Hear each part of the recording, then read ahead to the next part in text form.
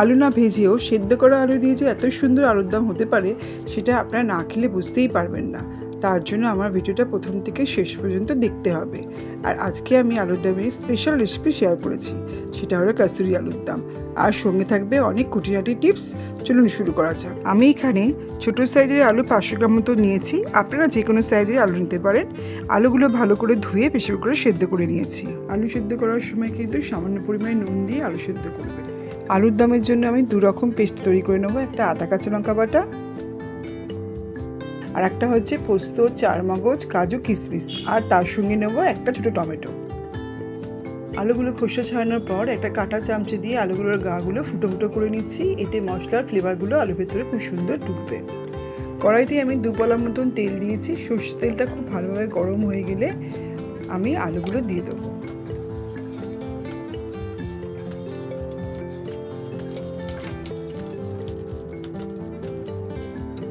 খেয়াল রাখবেন আলু সেদ্ধ করার সময় যেন আলু অতিরিক্ত সেদ্ধ না হয়, কারণ আলু গলে গেলে আলুর দম খেতে ভালো হবে না। হাফ চামচের কম হলুদ গুঁড়ো দিলাম, হাফ চামচের কম লঙ্কা গুঁড়ো দিলাম, দিয়ে ভালো করে নাড়ব।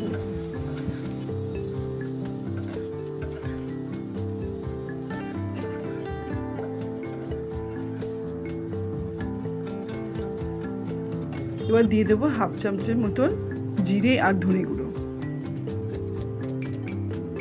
আর দিয়ে দিলাম হাফ চামচের মতন নুন। আমি ঘরেই জিরে আর ধনে একসঙ্গে গুঁড়ো করে রেখেছিলাম, সেই জিরে ধনে গুঁড়োই ব্যবহার করলাম। কিছুক্ষণ নাড়ার পর আলুগুলোর গাগুলো দেখুন কি সুন্দর ভাজা ভাজা হয়ে গেছে।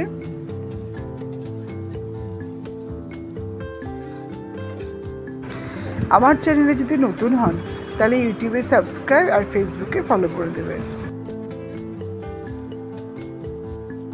সেদ্ধ করা আলুর দমের ক্ষেত্রে আলুর দমের এই গাগুলো ভাজা ভাজা কিন্তু খুবই গুরুত্বপূর্ণ।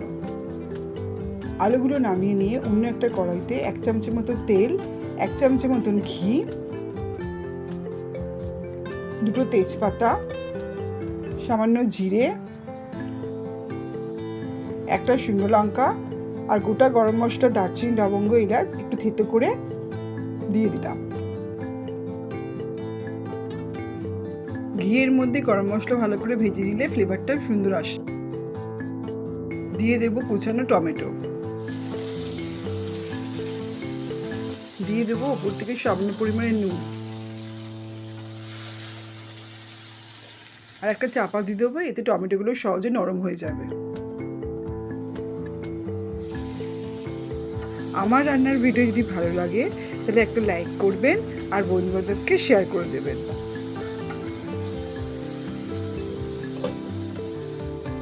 দিয়ে দেবো পেস্ট করা আদা কাঁচা লঙ্কা বাটা,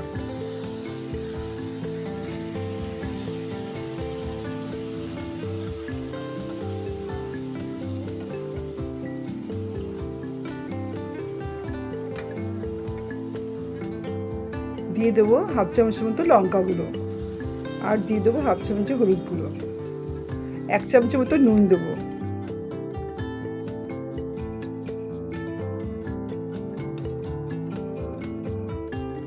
আমি এবার কাজু কিশমিশ বাটা দিয়ে দিলাম।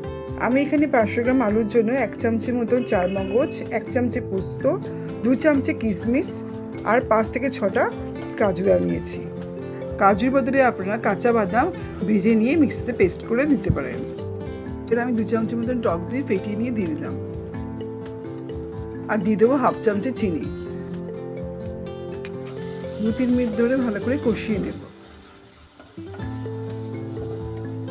কাসুরি আলুর দম খেতে এতটাই ভালো হয় যে কোনো পদের সাথে, সেই রুটি হোক বা লুচি পাওয়াটা কিংবা ফ্রাইড রাইস, পোলাও, সবার সাথেই খেতে খুব ভালো লাগে। এবার আমি তৈরি করা মশলাটা আলুর মধ্যে দিয়ে দেবো।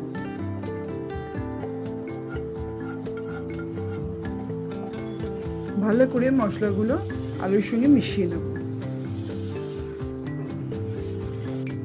দিয়ে দিলাম হালকা গরম জল। আমি এখানে বেশি জল দিইনি, কারণ এই আলুর দম শুকনোই ভালো লাগে।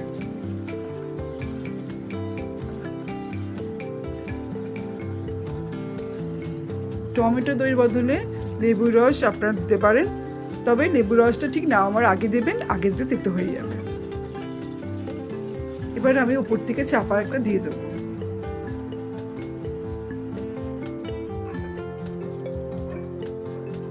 উপর থেকে দিয়ে দেবো কাসুরি মেথি। কাসুরি মেথিটা কিন্তু দু হাতে ঘষে নিয়ে দেবেন, এতে গন্ধটা খুব ভালো হয়। আমার চ্যানেলে যদি আপনারা নতুন হন তাহলে ইউটিউবে সাবস্ক্রাইব আর ফেসবুকে ফলো করে দেবেন।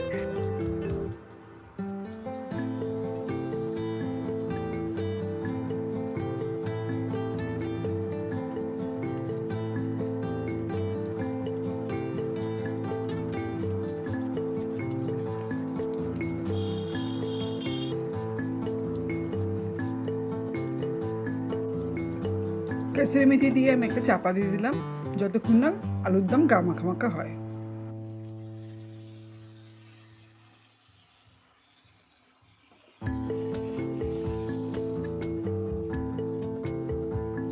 আলুর দম শুকনো শুকনো হয়ে গেছে, আমি এবার আলুর দম নামিয়ে নেব।